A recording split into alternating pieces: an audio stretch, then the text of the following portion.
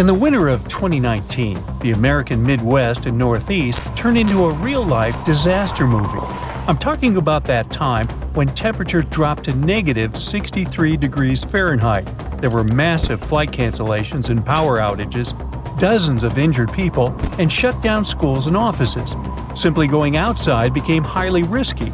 And if you're looking for someone to blame for all this, I've got two words for you: polar vortex. That's not some scary storm, but a huge mass of cold air that's normally spinning counterclockwise around the poles. When it's summer up in the northern hemisphere, the vortex stays further north, and in the winter, it heads south a bit. The term polar vortex has been around since the late 1940s. It shows up every winter and calls it quits in the spring. But for about the last 20 years, this polar vortex has been acting weird in the middle of winter. It looks like it either splits or becomes displaced once every other year. At the bottom of this vortex is what they call the polar front, or the polar jet stream. This jet stream moves from west to east, which is why places like the northeastern part of North America get hammered by that chilly polar vortex weather. Ooh. These jet streams zip along because of differences in temperature and the Earth's spin. When there's a big gap in temperatures, the winds really pick up speed. In spots like the equator, where the sun's rays are more intense, the air heats up and starts to rise. And as it goes up, it leaves behind a sort of empty space, taking in air from all around, kind of like a huge vacuum cleaner. But over at the poles, where it's way chillier, the air shrinks and sinks, forming areas of high pressure. It's like a bunch of air molecules trying to spread out, like a group of school kids on a big field. So you've got these two forces at play: warm air rising and cold air sinking. Air wants to zoom from the poles down to the equator with this setup. The jet streams tend to hang out where airplanes fly, about 30,000 feet in the air. Pilots often use them to zoom across the sky faster and save some fuel. But these jet streams aren't always the good guys, as they can bring all sorts of weather changes, like cold snaps and heat waves. When the polar jet stream is strong and cruising at about the same level as the vortex, it kind of locks in that cold Arctic air within the Arctic Circle. Every now and then, the jet stream takes a chill pill and starts moving around the planet in a wavy pattern called Arctic oscillations. This creates peaks and troughs that allow warmer air from down south to head north, and the chilly Arctic air to take a trip south. In the northern hemisphere, there are two polar vortexes, one in the lower atmosphere known as the troposphere, and another higher up in the stratosphere. The stratospheric vortex forms as cold, dense air sinks and twirls near the North Pole. The mightier the vortex, the quicker it spins, keeping cold air locked over the high latitudes. When someone or something messes with the polar vortex, it goes haywire. Picture a spinning top. Give the table a shake and it'll start wobbling. When the polar vortex loses strength, it can't corral the cold air anymore. So, blasts of icy Arctic air surge southward over North America. The polar vortex isn't a fixed object, but more like a living being. It gets stirred up by ripples on Earth's surface, triggered by stuff like air flowing over mountains or across land and sea, all warming up differently. If our planet were as smooth as glass, with oceans wrapping all around, the polar vortex would just chill out, never breaking up. But every time a wave smacks into it, it gives the vortex a push. Sometimes, one of these waves packs enough punch to shove the vortex off the pole or even spin it in reverse. And when that happens, the temperature in the polar stratosphere can skyrocket by a whopping 50 degrees in just a week. The Arctic's polar vortex started spinning in the opposite direction in March 2024 and got scientists worried. It's one of the 6 strongest flips since the 70s. This time around, it hasn't caused any chaos. Sometimes the waves of air affecting the vortex get strong enough to split it into 2 parts, kind of like how a cell divides. They're called daughter vortices, and they even add more chaos to the mix. When the vortex splits, one chunk usually heads over Siberia, while the other cruises over North America. Once that split goes down, the jet stream in the troposphere above the Atlantic decides to take a southern vacation. That jet stream usually acts like a bouncer, keeping the chilly Arctic air up near the pole. But when it heads south, that Arctic air gets a green light to crash the party in places like the East Coast, the Midwest, and even Western Europe. The storms that usually ride along with the jet stream follow along and head south too. They take their time to get organized and catch up with the new path of the jet. So, instead of hitting up Canada like they usually do, they swing by New York and Chicago for a change of scenery. Scientists still don't know why the polar vortex doesn't mess with the U.S. Pacific coast. It might have something to do with where the jet streams hang out in each basin. Over in the Atlantic, the jet stream kicks it at higher latitudes, while in the Pacific, it's chilling closer to the equator. It might also have to do with the landscape. In the Atlantic, the air has zipped over the Rocky Mountains, stirring up waves off tall peaks that mess with the jet stream. But in the Pacific, the jet stream is away from any big mountains that could cause trouble. The recent reversal of the polar vortex is unlikely to make the temperatures drop extremely, but scientists aren't sure what's going to happen to the polar jet stream in the future. They're concerned that the chilly polar air might make more trips down to the mid-latitudes and bring along more chilly spells in the long run. So it's better to be prepared. When the news tells you there's a huge winter storm coming and power outages are highly likely, fill your bathtub with water. If you have an electric water pump, it won't work and you'll run out of water soon. Gas stations also run on electricity, so fill your car tank before the storm hits to have some emergency gas. When the storm arrives and you're locked in, put on several layers of warm clothes, thermal wear, a warm shirt, a sweater, and insulated pants and woolen socks. Don't forget mittens so the heat doesn't escape through your hands. Hang dark blankets on your windows to draw in heat. Make sure your doors and windows are closed well, and put some towels under them to prevent drafts. Your basement is probably more insulated by the ground, so it could be a good place to spend the night. To warm up the cold winter bed in your home, fill a bottle with hot water and place it in your core region under the cover.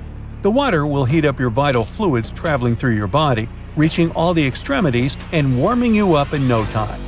You can also wrap your pajamas around the bottle before putting them on for an extra effect. When the power comes back on, check all your appliances and electronics before turning on the main power switch. They must be unplugged to avoid power surge damage. As you turn the water supply back on, keep the taps on the lowest level of your house closed to let the air out from the upper taps. Put on your woolen hats, find the warmest mittens, and go buy the thickest blankets. The next ice age might be just around the corner. And the trigger is much more shocking than anyone might have expected. What's even worse? We have no control over our bitterly cold future. Earth's climate has been on a wild ride for millions of years. It's been warming up, freezing over into ice ages, then heating up again to the more normal temperatures we know today. These cycles, called quaternary ice ages, are part of a much longer pattern of global freezing and thawing. For a long time, scientists thought Earth's orbit around the Sun had something to do with triggering ice ages, but figuring out exactly how was tricky. Well, new research has finally connected the dots. It shows how tiny changes in Earth's tilt, wobble, and orbit mess with the growth and melting of huge ice sheets. This is a pretty big deal because it helps scientists understand not just what happened in the past, but also what might happen to our climate in the future. Even small shifts in how Earth moves through space can have huge effects over thousands of years. These changes control how much sunlight different parts of the planet get, which affects how ice sheets grow and shrink. Earth doesn't orbit the Sun in a perfect circle. It actually follows a slightly oval-shaped path. This phenomenon is called orbital eccentricity. Since the Sun isn't sitting right in the center of this oval, Earth's distance from it changes throughout the year. Plus, the oval itself slowly shifts position in space over time, which is called orbital precession. On top of that, Earth's tilt, aka obliquity, also changes slightly as our planet moves around the Sun. Scientists have known for a while that these orbital quirks impact our planet's climate, causing cycles of warming and cooling. As different parts of Earth's orbit shift, they change how sunlight is distributed across the planet, influencing seasons and ice ages. These Milankovitch cycles happen roughly every 20,000, 40,000, 100,000, and even 400,000 years. The difficult part is to figure out how each of these orbital changes affects climate shifts. Earth's climate is a complicated system, with tons of factors influencing it at the same time. Modeling all these processes is no easy task. It needs huge computing power and a deep understanding of each factor's role in shaping our planet's past and future climate. There are two cycles that are super close to each other in timing. Precession, which happens every 21,000 years, and the second harmonic of obliquity that happens at 20,500 years. But even though they're so close, no one has been able to directly connect either of these cycles to the end of an ice age. On top of that, for the past 800,000 years, ice ages have ended every 100,000 years, and scientists still haven't figured out what causes this pattern. To get to the bottom of it, researchers turned to the deep sea. They studied changes in oxygen isotope ratios found in the tiny, fossilized shells of marine creatures. These tiny creatures live in the ocean, and their exoskeletons preserve clues about past climate, specifically changes in ice sheets. This allowed the researchers to track the beginning and end of ice ages over the past 800,000 years. By comparing the changes in the ice sheets with Earth's orbital changes, they found an incredible pattern.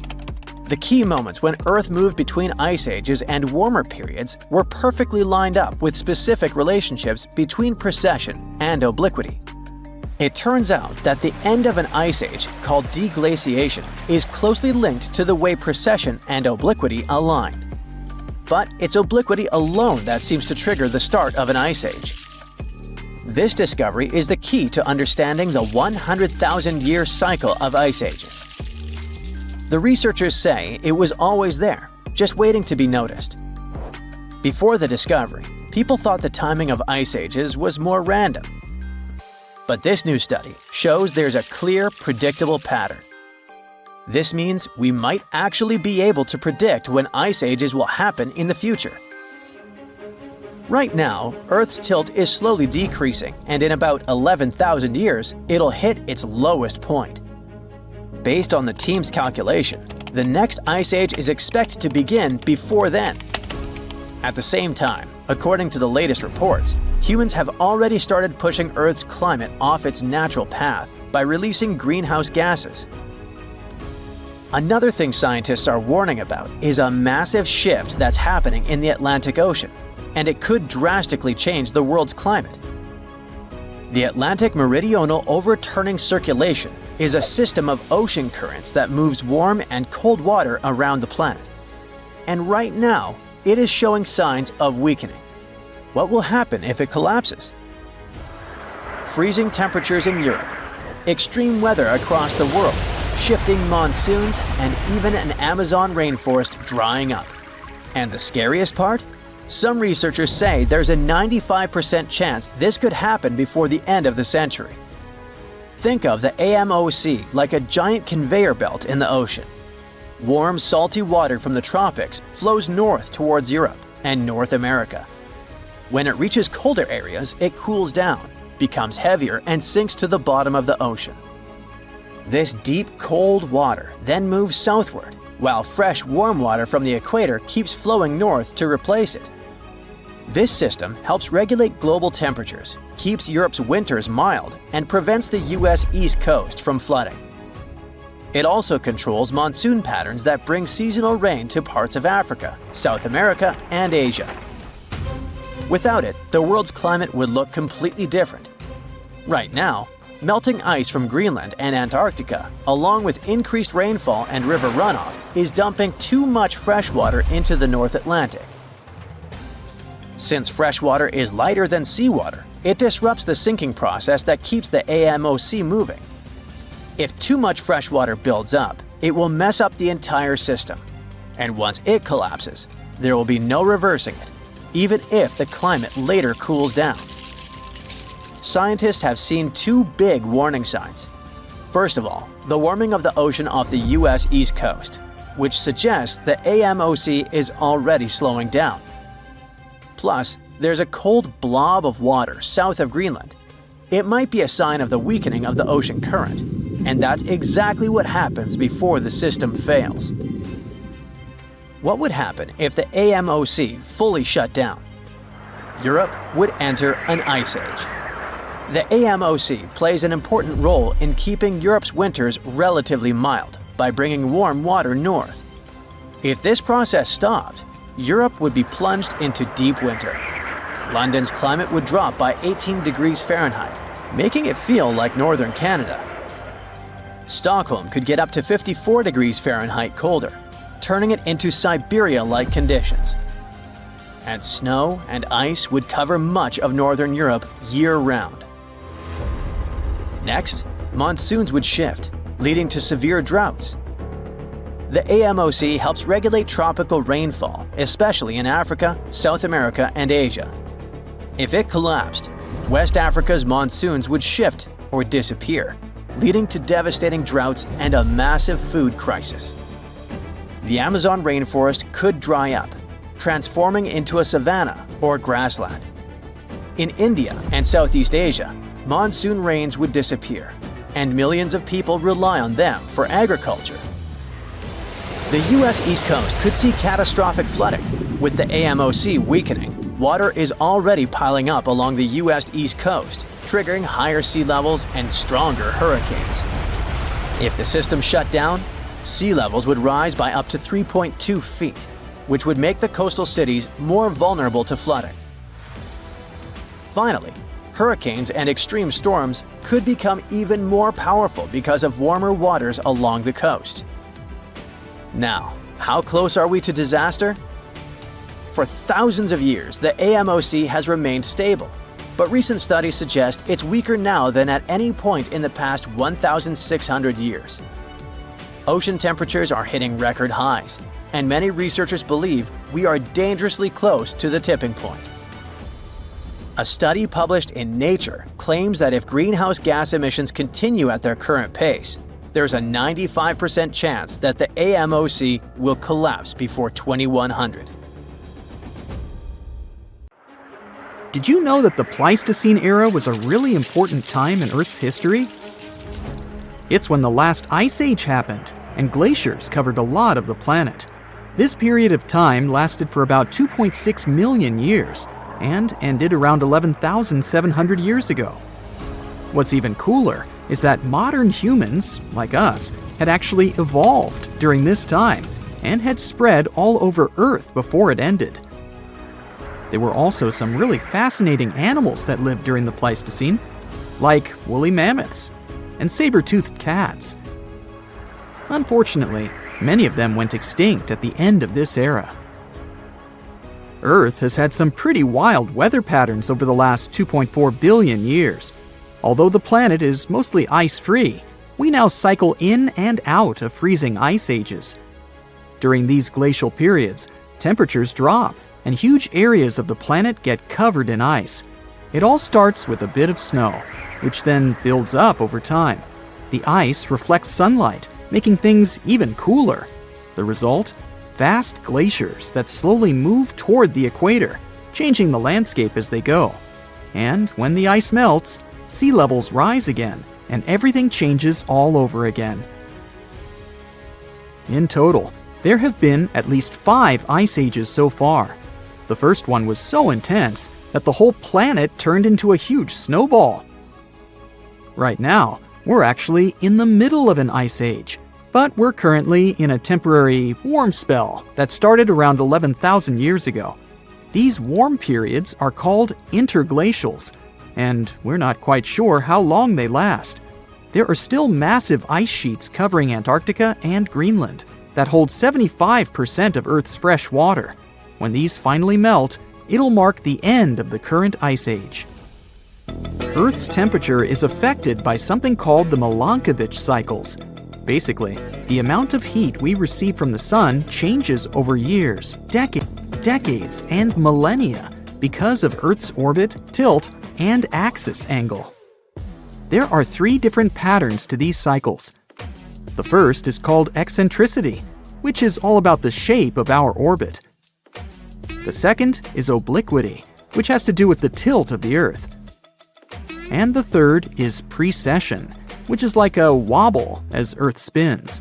Depending on where we are in these cycles, we might experience colder or warmer temperatures. But other things, like the position of continents and the atmosphere, also play a role in our planet's fate. For example, our planet's orbit is not quite circular. It's actually a bit elongated, shaped almost like an egg. That means we're sometimes a little closer or farther from the sun, depending on the time of year. We call the point farthest away from the sun the apogee, and the closest point is the perigee. When we're at the apogee, we're moving away from the sun, but gravity eventually pulls us back toward it. This means our orbit changes a little each time, gradually shifting our position relative to the sun. Don't worry, even though the orbit changes over thousands of years, it doesn't have a big impact on our day-to-day lives. Changes in Earth's orbit can affect how much sunlight we get during the summer. This means that ice sheets in the northern hemisphere will melt less, and over time, they actually start to grow. As they grow, they reflect even more sunlight, which makes the climate even cooler and spreads the ice even farther. This process can last for a really long time, like 10,000 to 20,000 years, and eventually, it brings the planet into its next freezing season. As for the next ice age, scientists believe it might be postponed indefinitely. They've found that our human interaction with the environment, like the use of fuels, could delay the next ice age by up to 100,000 years. Earth's past ice ages were linked to the amount of solar radiation and carbon dioxide concentration in the atmosphere, and this research can even help us predict future cycles. It's amazing to think that our actions now could affect Earth's future for thousands of years to come. And while it's not really important when the next ice age begins, it's pretty cool to know that humans have the power to shape the future on a geological timescale. Ice ages have had a huge impact on our planet and human civilization.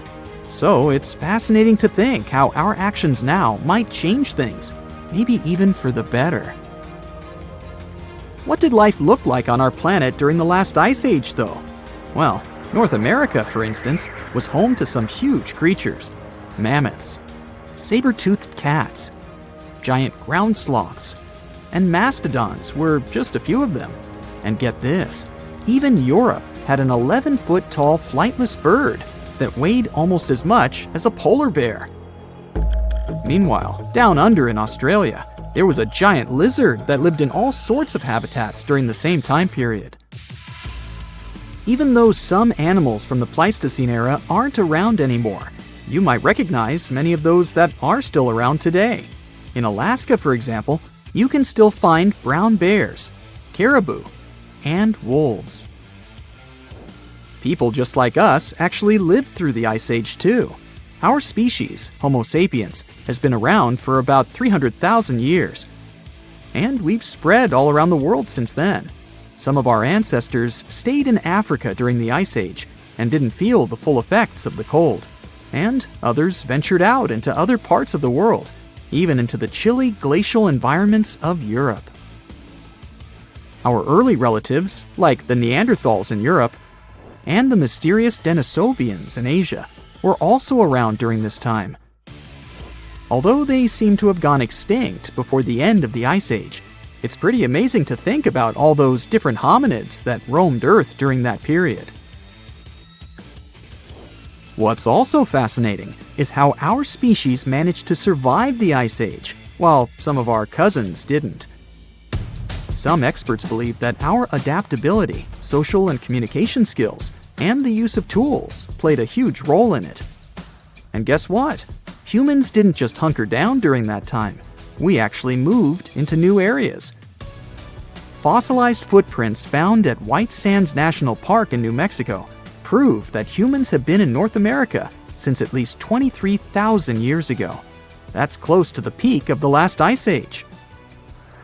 While a full-blown ice age might still be far away, there is a possibility of a mini ice age coming our way. Some scientists believe that in about 10 years, we might experience a significant drop in solar activity, leading to colder temperatures in the northern hemisphere. This could result in conditions similar to the Little Ice Age in the late 17th century, when the Thames River in the UK froze over. While scientists aren't quite sure what caused that cooling, it's fascinating to think about the potential changes. We've done it before, so we know that humans will most likely survive the next real ice age, even if we don't manage to figure out a way to stop the next freezing era. But it would come at a high cost. All the ice that would cover most of the northern hemisphere would have to come from oceans, which would cause the sea level to drop. This could mean more land for some countries, but it would also create other problems. Sea levels going down might seem like a great thing at first, but actually, it could lead to some challenges. Having been covered with salt water for thousands of years, the new land might not be very fertile.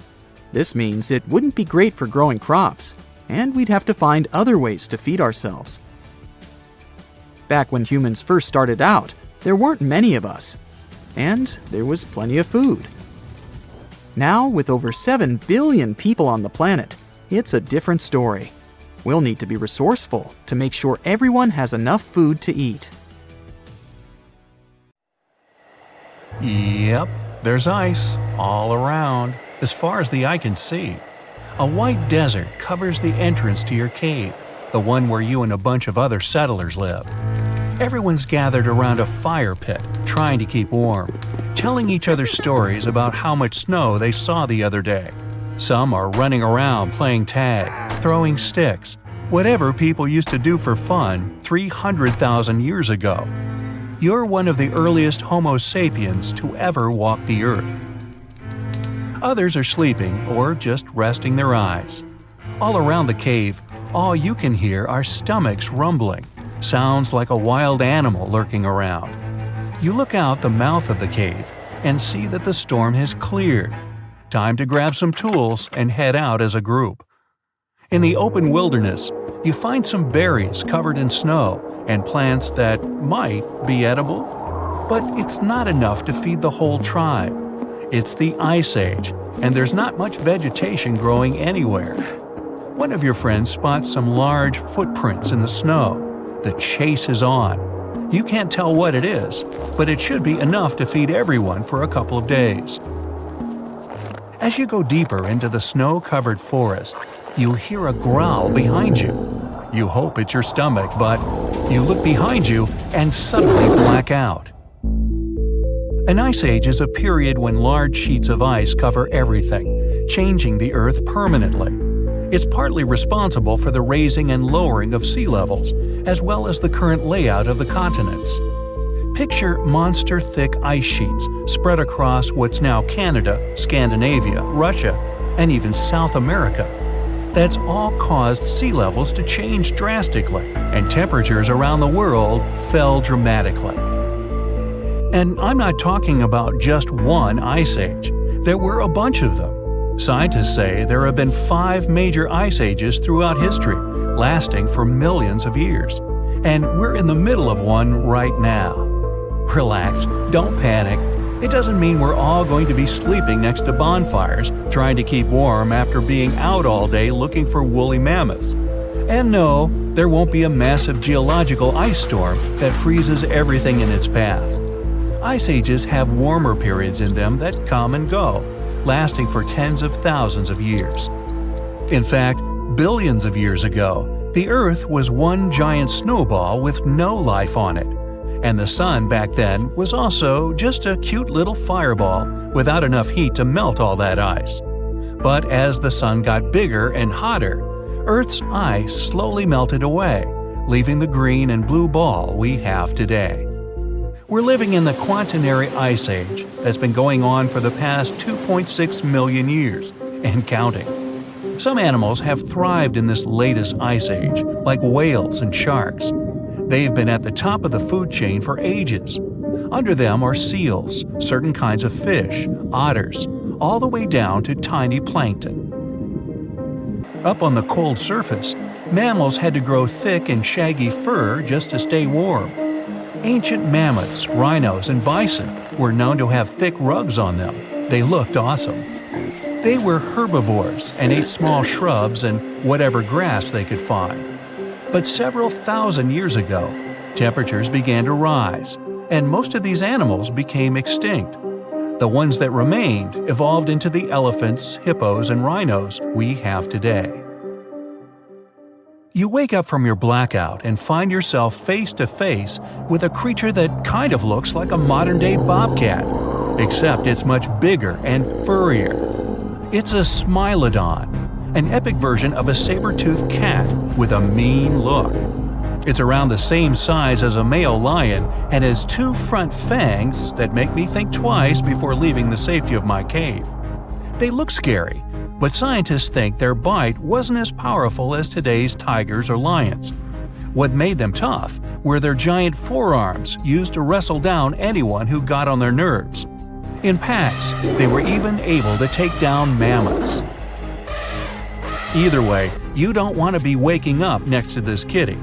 It's staring you down, ready to pounce. But you and your friends keep calm and slowly back off. You get the genius idea to throw a rock to distract it, then run. Nowadays, it's near impossible for a human to outsprint a lion or tiger, but humans back then were much fitter. Once the danger's over, everyone continues to look for food. It's getting dark, and you haven't found anything to bring back to the cave. Suddenly, you smell something burning. Way off in the distance, you see a thin column of smoke rising into the sky.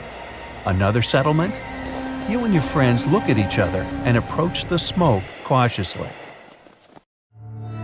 Homo sapiens first came into being about 200 or 300 years ago, but human history didn't just pop up out of nowhere. As far back as 7 million years ago, some of us decided to call it quits. We left our chimpanzee ancestors in the jungle and started doing our own thing. And that didn't just happen once. Over those next millions of years, there were over 20 different human species.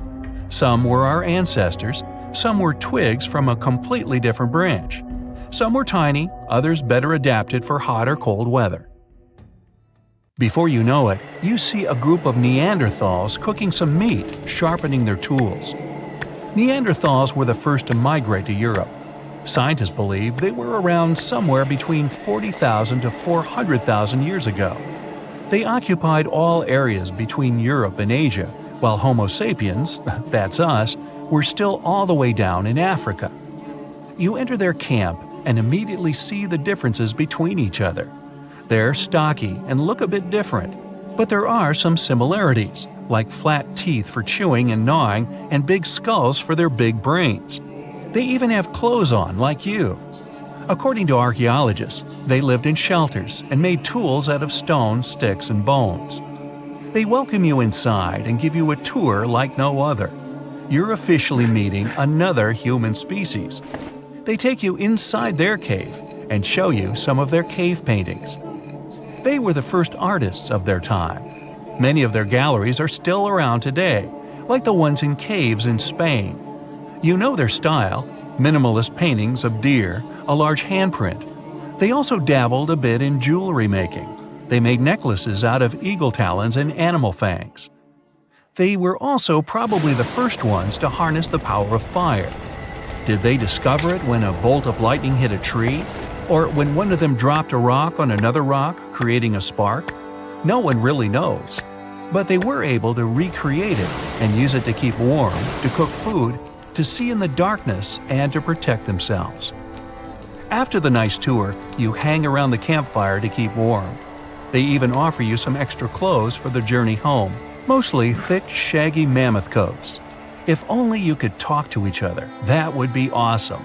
But it's getting dark, and you need to head back to the tribe. You say your goodbyes and thank them for teaching you how to draw a deer, and for that sack of food they gave you. The Ice Age was important for the development of the modern Homo sapiens. Because of the extreme cold and other harsh conditions, they had to adapt to survive, be extra clever and innovative. They developed advanced tools and even used bone needles to sew warm clothing. They may have hosted the first ever runway show. When the climate started to get warmer, they developed farming techniques to sustain themselves and mainly settled near large bodies of water like rivers or lakes, while others opted to be near seas and oceans. They, we, were even the first to domesticate animals. Fast forward a few 100,000 years and here we are. Ice piracy is like Pirates of the Caribbean, but you gotta swap those tropical seas for icy, freezing waters. And the captain here isn't Jack Sparrow, but a massive glacier in Antarctica. Meet the Polar East Glacier. Its calm, sparkling surface might look innocent, but don't be mistaken, it is a pirate, and a pretty skilled one too. Instead of gold, it's been stealing ice from its neighbors at record speed, and scientists can't believe what they're seeing.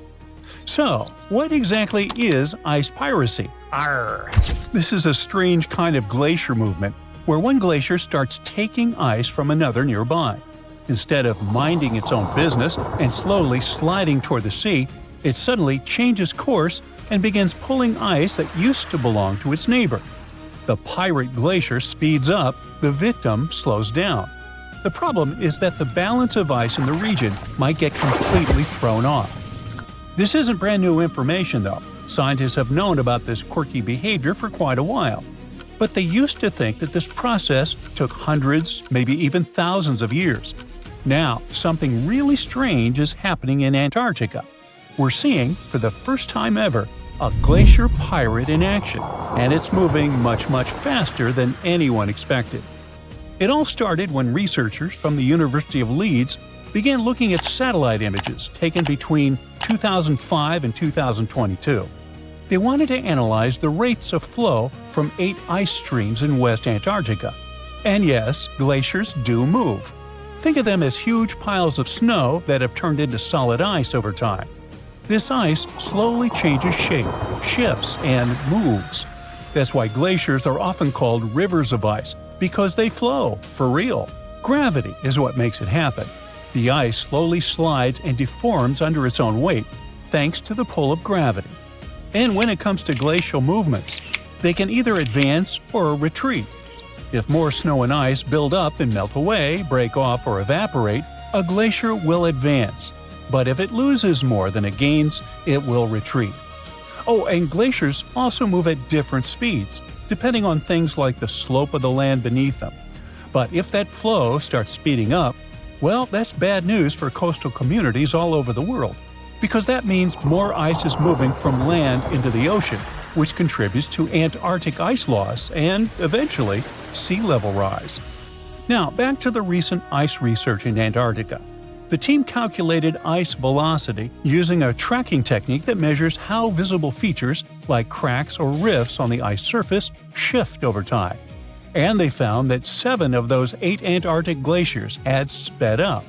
On average, they've doubled their speed since 2005.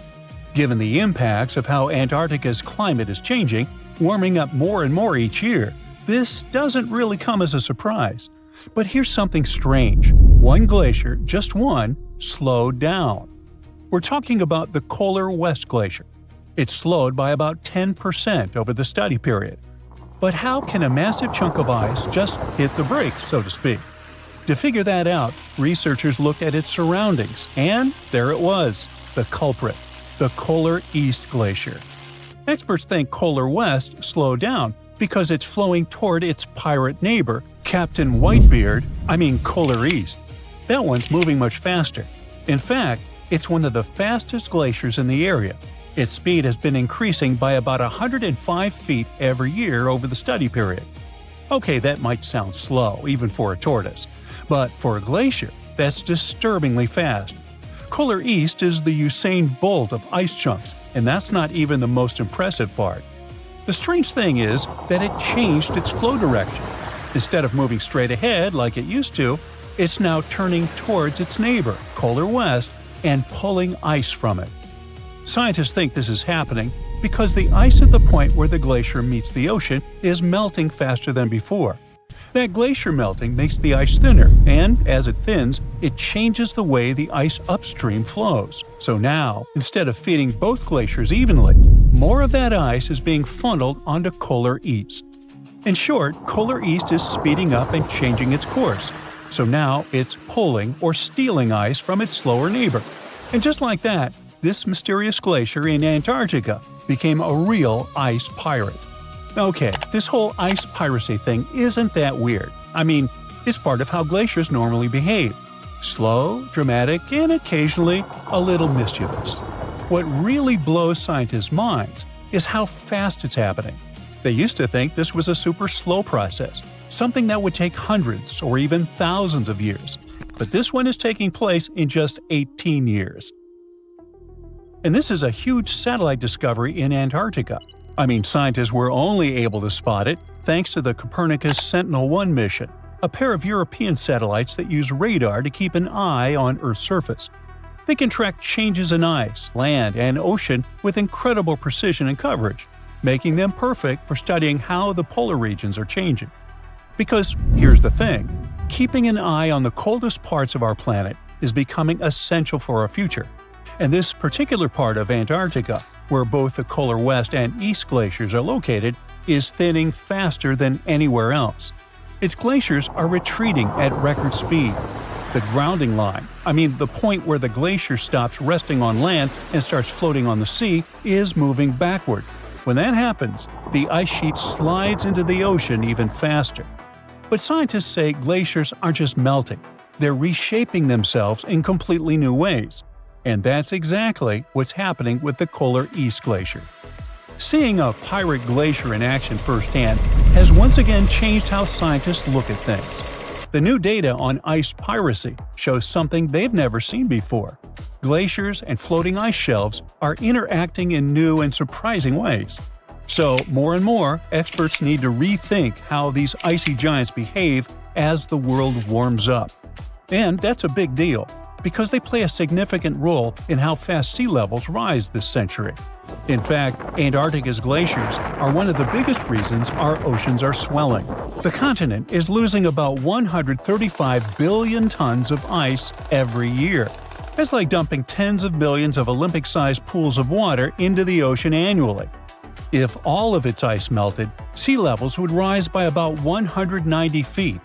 That kind of rise would flood much of Florida and huge areas of the Netherlands and Bangladesh, for example. Many small island nations would completely vanish beneath the waves. Now, you might be asking yourself, what's hiding beneath all of Antarctica's ice?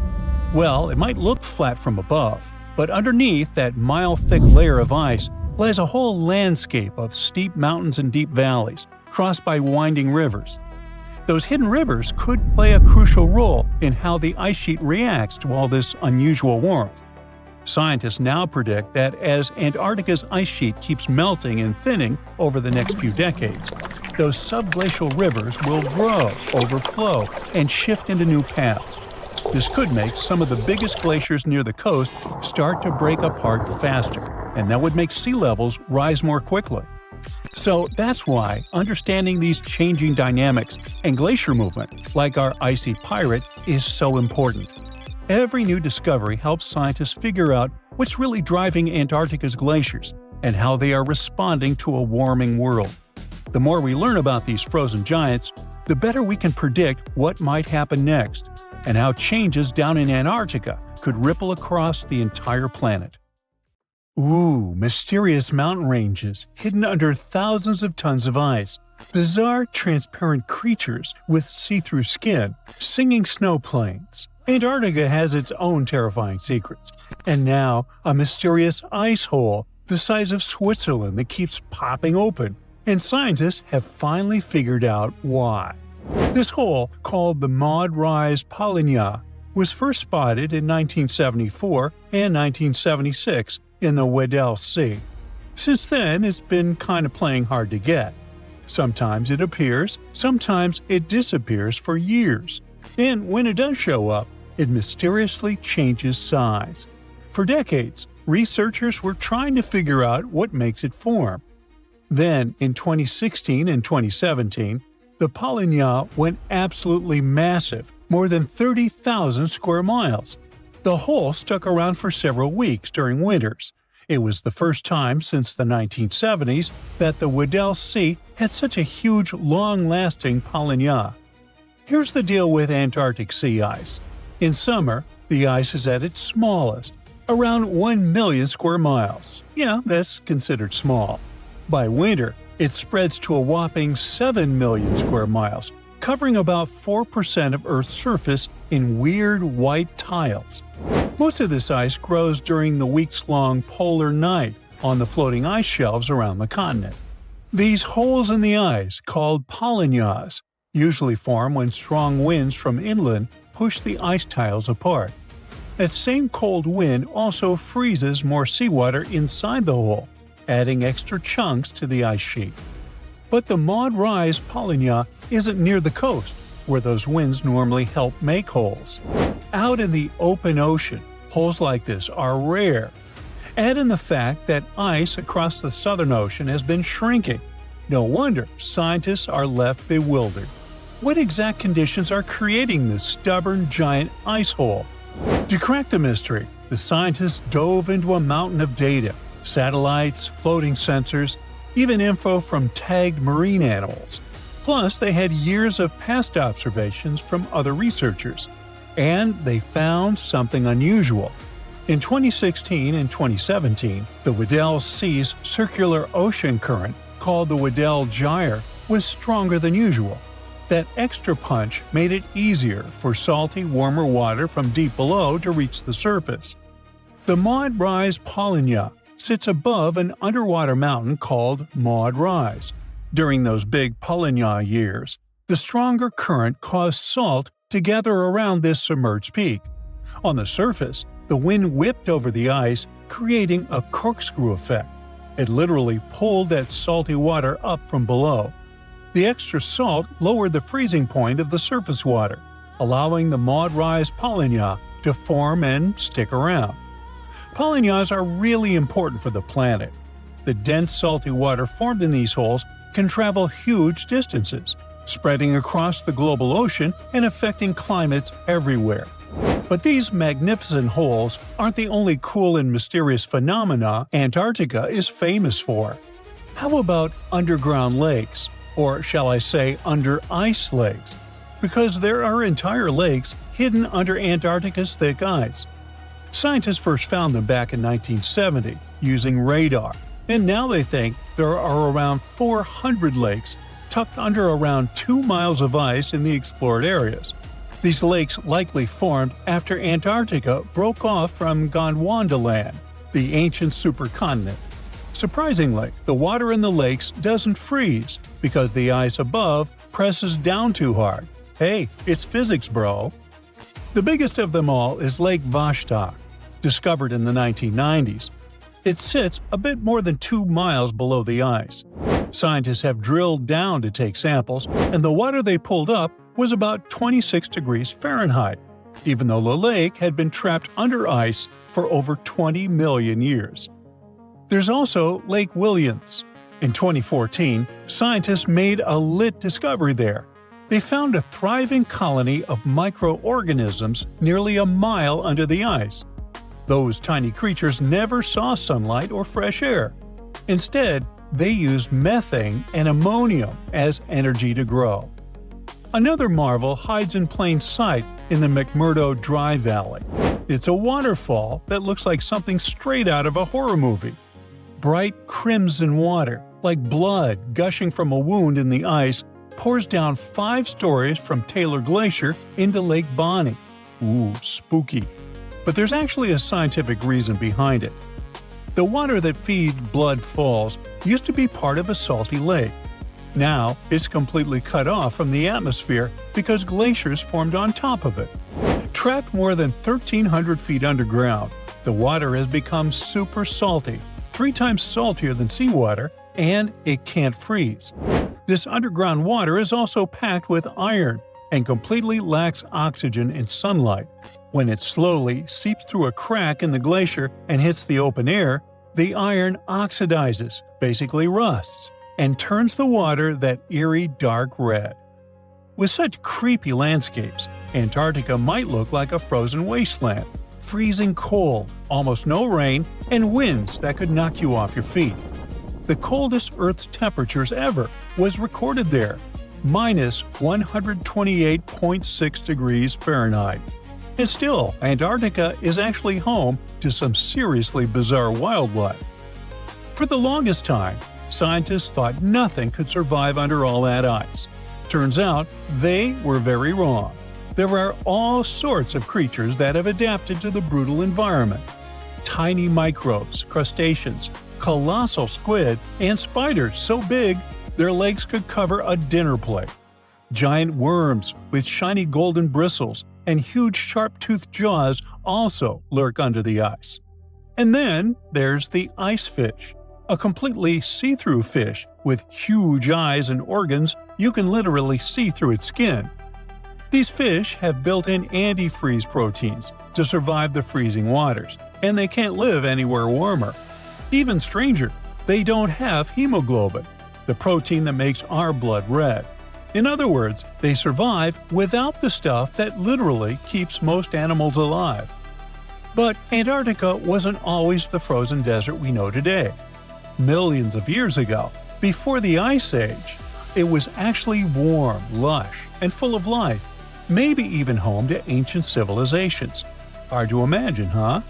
Scientists figured this out after finding fossilized wood, tropical tree remains, and leaf impressions, all pointing to the existence of rainforests.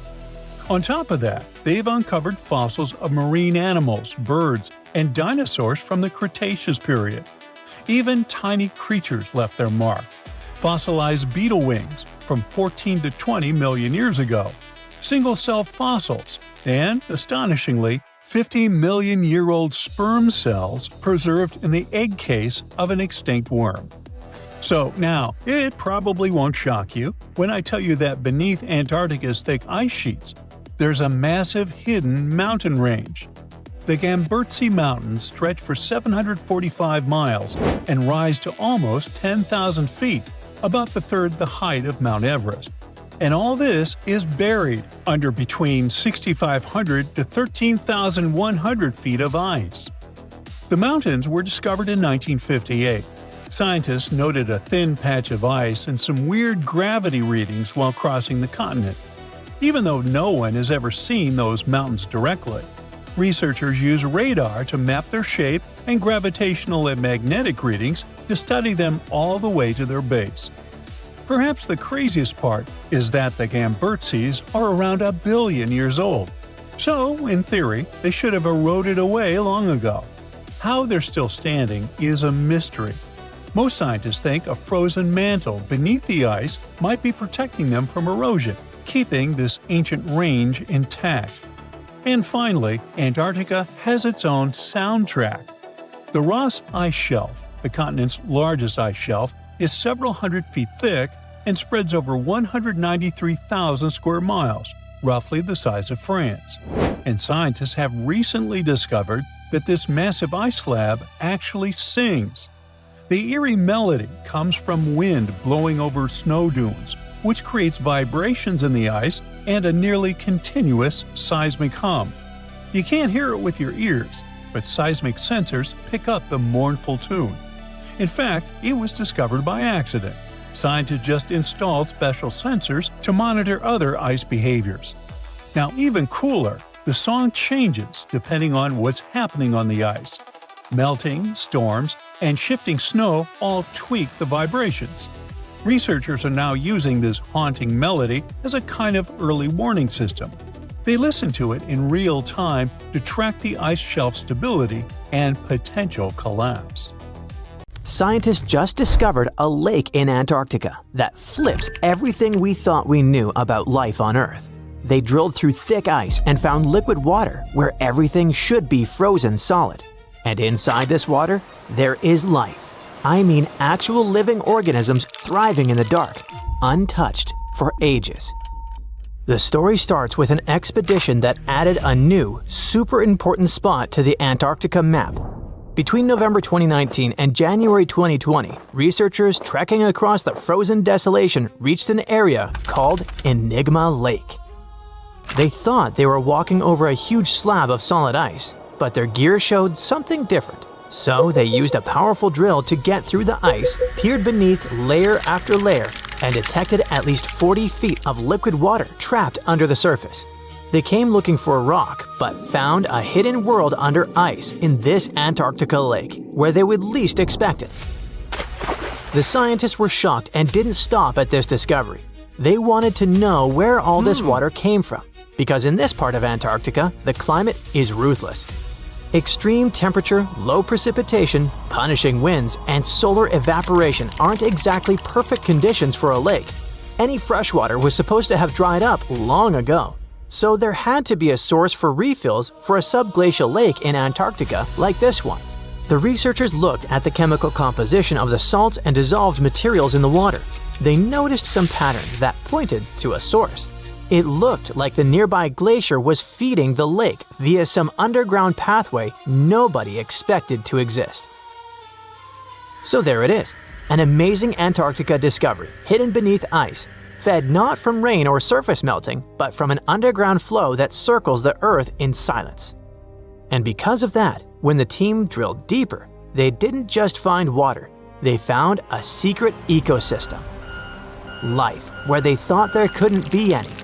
Now by life here, I don't mean the kind that waves at us. I mean tiny creatures, tiny structures, microbial communities that evolved in isolation, shielded by the ice, and pretty restricted to their hidden home. They cover the lake bed in microbial mats, not just blobs of algae, but complex, carpet-like mats of microorganisms.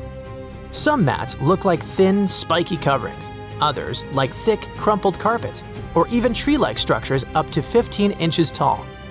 And these formations, looking straight out of a sci-fi movie about life on distant planets, aren't random specks of DNA floating in water. They are thriving, building structures, layering, changing over time. So the lake bed is kinda like a forest floor, only it's dark, cold, and covered by ice. If life can flourish under 45 feet of ice in near darkness, maybe our ideas of where it can exist need updating. And we don't know what happens when we disturb this hidden lake ecosystem. What if we inject humans, machinery, or even our breath into the mix? These microbes have lived isolated for who knows how many millennia, maybe even millions of years, without any exposure to the world above. If humans mess with them, these organisms could be at serious risk when they meet microbes they had never met before. The lake could get contaminated, and its ecosystem could change for good. As we step into this new territory, we must be extra cautious. After all, the entire Antarctica is like a book of secrets of evolution, adaptation, and survival that we must read carefully. This continent keeps surprising us. Animals that were never seen before turn up in its remote corners, from bizarre sea creatures to ice-loving insects you didn't know existed. For example, the ice-loving sea anemone scientists spotted hanging upside down from the underside of the Ross ice shelf. It looks like a delicate flower glued to the ceiling, waving its tentacles into water as cold as a bad breakup. Researchers steered a robot under the ice and found a brand new species. Then there's the celebrity newcomer with serious red carpet energy, the Antarctic strawberry feather star. This floating pom-pom can have up to 20 arms. It got its nickname because the body looks, you guessed it, strawberry-ish. And oh, I guess Antarctica is the last place where you'd expect to see a fish nursery, but it has the largest known one in the whole world. Researchers were there towing their cameras along the Weddell Sea seabed to map it when they spotted thousands, then millions of identical bowls in the sediment. The nests covered 93 square miles of seafloor, and there were a total of 60 million of them, one every 10 inches. All the nests belong to icefish. These creatures are white-blooded, meaning they don't have hemoglobin, the stuff that makes blood red, and somehow they still manage to survive in water cold enough to shatter your soul. Every nest had a parent fish sitting guard over about 1,700 eggs. Turns out, Weddell seals feast on ice fish, so this massive breeding ground isn't just a nursery, it's also a buffet for the neighborhood predators. And speaking of buffets, the ice fish themselves feed from a warm upwelling that pulls up nutrients and microscopic zooplankton. It's all pretty cool that the ice fish colony has a hard edge, a literal line in the sand. The edge of that border matches perfectly with the outer rim of the warm upwelling, which looks like a carefully crafted evolutionary trick. Another Antarctica discovery that shocked scientists wasn't a cool-looking fish or a dinosaur bone, but something probably even more important for science: bubbles. Tiny ancient bubbles trapped inside what might be the oldest ice ever brought up to daylight, nearly 1.2 million years old. Before this discovery, researchers had recorded climate history going back 800,000 years, but they wanted more. They spent years searching for the perfect spot where ice could tell the story straight through. Some Antarctic regions hold ice even older, maybe 3 or 4 million years. But it's patchy, and they needed a continuous record. When they finally drilled into the right spot, they found crystal clear ice cores with bubbles that trapped the atmosphere of Earth as it was hundreds of thousands of years ago. When scientists analyze the air inside, they're not just studying gases. They can tell what our distant ancestors inhaled, what the planet exhaled, and how the rhythm of life and climate played out long before us. The period around 900,000 years ago, the same time sealed inside this ice, may have been one of humanity's closest calls. According to genetic studies, the human population shrank to about 1,300 individuals on the entire planet. Nobody knows what exactly led to this, but it could have been the climate. So these ancient bubbles might hold the clues we need to understand how our ancestors survived one of the toughest chapters in Earth's story. And maybe how we can survive the next. Because the planet keeps repeating itself in new and uncomfortable ways, and Antarctica has lessons to teach us. One lesson we might learn the hard way has to do with what's under its ice. Scientists recently found that there's something brewing beneath Antarctica that's anything but chill. There might be volcanoes there, quietly waiting for their moment. Yeah, you heard it correctly. Volcanoes, the hot, fiery kind sitting under miles of ice. The team used computer simulations and found that when parts of the ice melt, the pressure holding those volcanoes down eases up. And boom!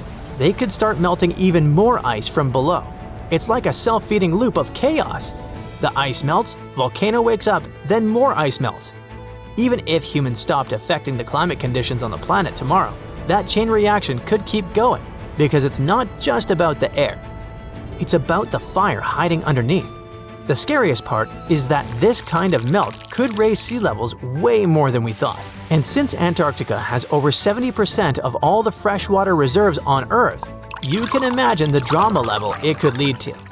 So you see now that Antarctica map is like a real-life board game for humans, and we must be careful studying and playing it.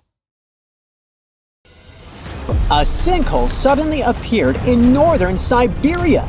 This 115-foot deep hole popped up after some weird explosion that threw dirt and rocks almost 395 feet away.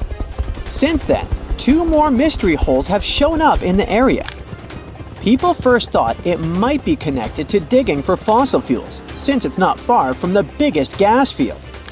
But the search team's radar scan suggested it was probably a natural thing.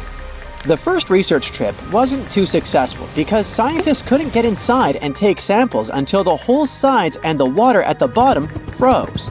Scientists have been wondering about what caused these holes, and the ideas varied from space rocks hitting the ground to rising temperatures on Earth. One researcher suggested that the eruption had occurred due to the accumulation of pressure.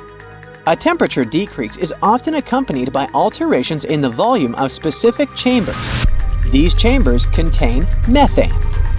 Such craters are specific to the Arctic region.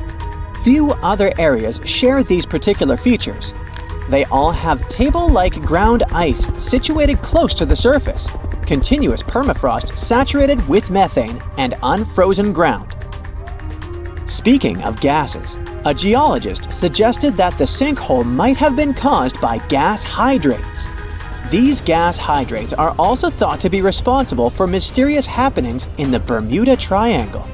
The Yamal Peninsula, similar to the Bermuda Triangle, has been a place known for unexplained events.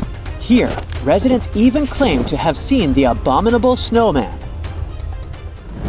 Sinkholes can pop up out of nowhere. Some are massive enough to gobble up whole buildings. They happen when rock under the ground, like limestone, starts getting dissolved by the water it contains. As the rock melts away, these big holes, or caverns, start forming. When these caverns become too much for the land above to handle, bam! The surface caves in. Ice is melting like crazy. The Arctic is warming up way faster than the rest of the world, so ice sheets and glaciers are shrinking. As these chunks of ice melt, they pour fresh water into the oceans, raising sea levels and making Earth's crust sink. During the last ice age, those massive ice sheets pushed down on Earth's crust, making it bend and sink. When the ice started melting, the crust began to bounce back. But now, the ice is melting too fast for the crust to keep up. This sinking situation creates a dangerous loop. As land goes down, more seawater creeps in, causing more erosion and flooding. What about other parts of the world, such as China? It hosts the deepest and largest sinkhole on the planet. This sinkhole is 2,165 feet deep and holds a crazy amount of space, 130 million cubic meters to be exact. They call it the Heavenly Pit, and it's not just big, it has its own mini ecosystem. 1,285 different plant and animal species can be found there. There's an ancient forest and a thick jungle of plants in there. This formation is a double-nested sinkhole with two craters connected by a sloping edge. When it rains, a waterfall shows up at the mouth. It feeds an underground river and cave network. When you look down from space, you'll see these deep, dark marks on the green landscape, like a footprint. Some suggested that these formations could have been left by a meteorite smashing into Earth. Others said it had taken about 128,000 years for water to carve them out. It could have snuck into underground rivers and worn away the limestone rock. It turns out, locals have known about this place for ages, but the rest of the world only caught wind of it in 1994. British explorers tried to map out its underground cave system, but it's like a maze down there. After 5 tries in a 10-year span, the team couldn't handle the rushing river and had to throw in the towel. So, this deep, mysterious underworld remains one of China's biggest geological puzzles. The next one is Crveno Jezero in Croatia. This is a huge, mysterious pit. It's not like a regular lake. It's basically a giant hole that formed when the ground collapsed into what was once a massive cave. The walls are super steep and have this reddish tint because of iron in the soil, which makes it look pretty wild. Inside, there's a deep blue lake that's incredibly clear, but also super cold. What's really cool is that it houses a unique species of fish that's only found there. Plus, the water level goes up and down because of an underground stream. It's a bit of an adventure to explore the lake because it's surrounded by sheer cliffs that can drop rocks without warning. Let's shift our gaze to Venezuela's Cima Humboldt. This is a colossal sinkhole hanging out in a flat-topped mountain. This beast of a hole plunges down 1,030 feet. You can find an entire forest at its base. It's home to many plants and animals that only live there, like a unique frog called Stephania rhei. In 1974, people went on an exciting trip there for the first time, and they had to cut down trees so that helicopters could come and pick them up, kind of like something you'd see in an Indiana Jones movie. The second largest blue hole on the planet, known as Tamya, which translates to deep water in Mayan, is in Mexico, and that's where we're going. This underwater marvel was uncovered off the shores of Mexico's Yucatan Peninsula in 2021. But the deets about this sinkhole have just surfaced recently. It's 900 feet deep, with the sides so steep they're almost 80 degrees. The entrance to this cavern is about 15 feet below sea level. Blue holes, like Tamya, are these natural wonders formed during the ice ages. When the sea level was way lower, rain and other natural elements eroded limestone, creating these deep, vertical shafts. Then, as the oceans filled back up, these holes got submerged, turning into the mysterious blue holes we see today. They're called blue because the deep parts are darker than the shallower waters around them, making them look striking from above. Despite being low in oxygen, which usually makes it tough for sea life to thrive, blue holes are bustling with unique forms of life, especially bacteria. They're also gold mines for scientists because they can preserve ancient fossils in conditions you wouldn't normally find elsewhere. The team that discovered Tamya used scuba gear, sonar equipment, and water sample testing to map out the blue hole and study its water chemistry. They found that it was not just deep, but also massive, covering a surface area of 147,357 square feet at its widest point. This discovery was made partly thanks to local fishers who had been whispering about its existence. Now, scientists are diving deep into its secrets, hoping to learn more about the unique ecosystems that blue holes can host, and how they might give us clues about handling climate change and preserving marine life. Another spot is Dean's Blue Hole. This one is just off Long Island in the Bahamas. This underwater wonder goes deep, reaching 663 feet. The massive blue hole is surrounded by rocks, a lagoon, and a pristine white beach. Dean's Blue Hole isn't just a pretty sight, it's a hotspot for free-diving enthusiasts. People come from all over the world to take the plunge into its crystal-clear depths. There are multiple passages branching off from the main blue hole, leading into intricate cave systems and mysterious underwater rooms. It stands out also because it's the second deepest blue hole in the world, falling just behind the Dragon Hole in the South China Sea. This place is a big deal in the scuba diving world, especially since a swimmer set a world record here by diving 331 feet deep on a single breath, without any fins. Tiny microbes, basically ancient germs, have been frozen in Arctic ice for tens of thousands of years, just chilling there, since woolly mammoths were still walking around. And now, scientists think these little guys might wake up again if Arctic summers keep getting longer and warmer. Yep, you heard right. Zombie microbes. Great. These microbes have been stuck in permafrost, which is soil and ice that stays frozen solid year-round.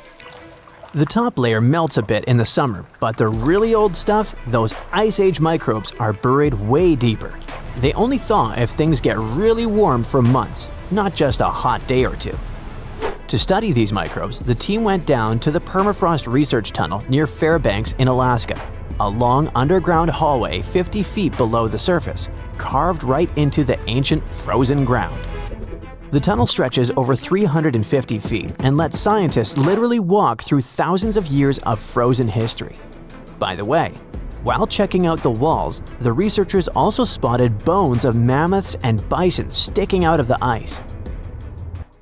One of the reasons why the researchers went to Alaska was to see how fast these ancient microbes could come back to life.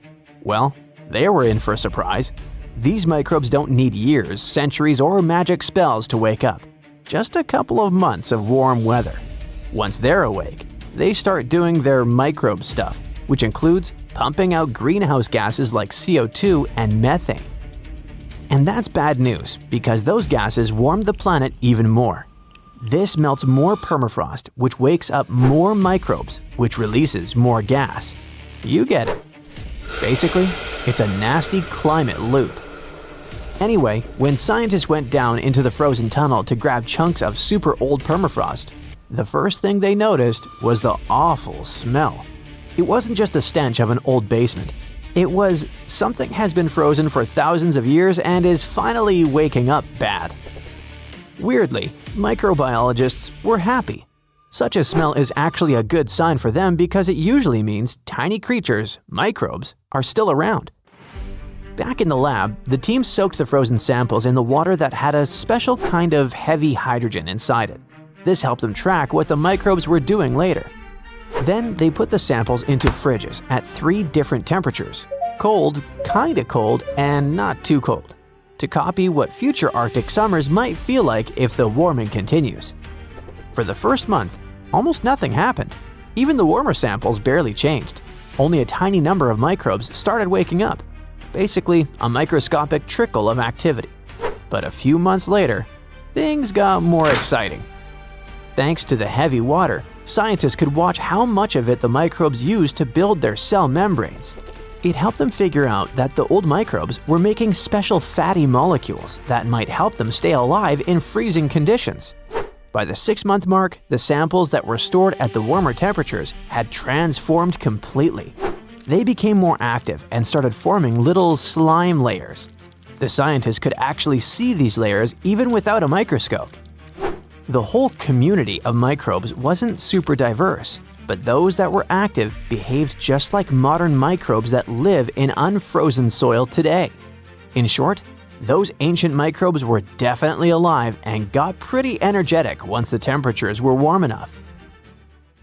This matters a lot for the Arctic and for the whole planet because these microbes survive by eating old organic material trapped in the permafrost. When they eat, they release greenhouse gases like carbon dioxide and methane, and the Arctic is warming faster than any other part of Earth. It means that the deep frozen layers might stay warm long enough for huge numbers of ancient microbes to wake up and start pumping out gas.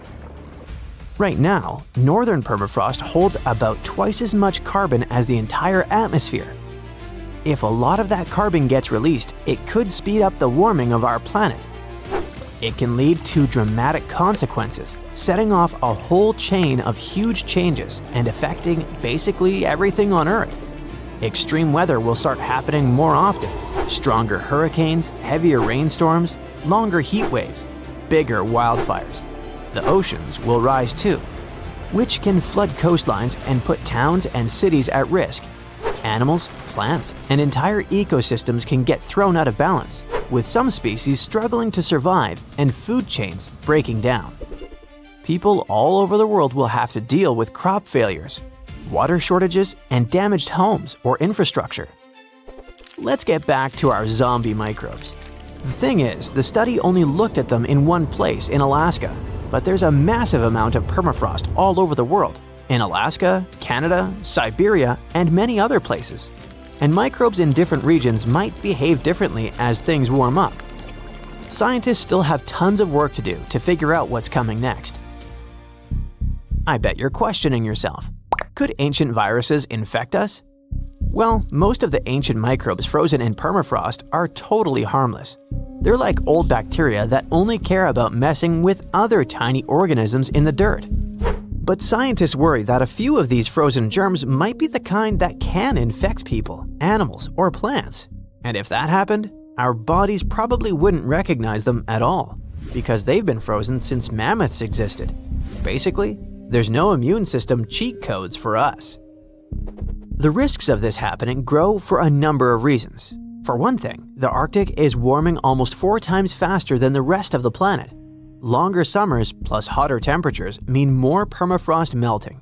So, more ancient stuff is waking up. Plus, people might start digging more around there. Companies will mine more, drill for oil, and ships can travel new routes. All this activity tears open ground that used to stay frozen solid. This increases the chance that someone or something comes across some ancient germ that just woke up. What would actually happen then? We might run into different zoonotic diseases, basically germs that jump from animals to humans. This already happened once.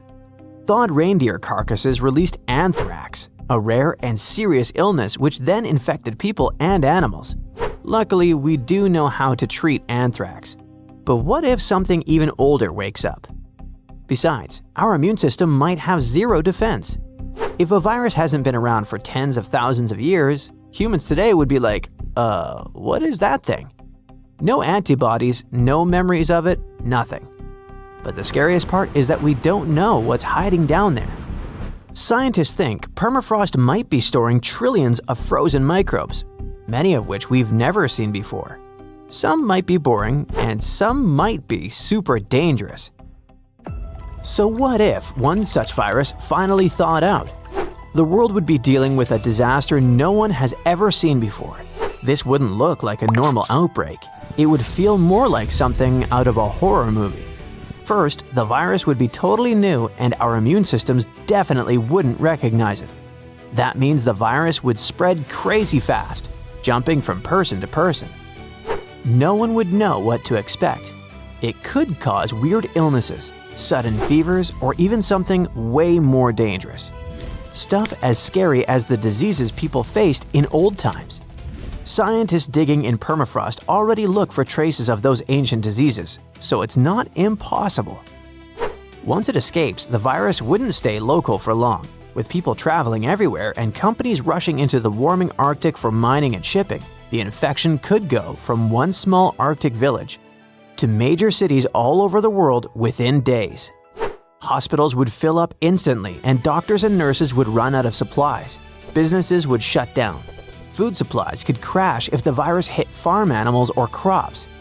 Shipping and travel could freeze completely. Fear and panic would spread around the globe almost as fast as the virus itself. There'd be no vaccine and no cure, because no one has ever seen this virus before. Scientists would have to start from zero. In short, a zombie virus outbreak would be totally unpredictable, and the modern world is certainly not ready for it.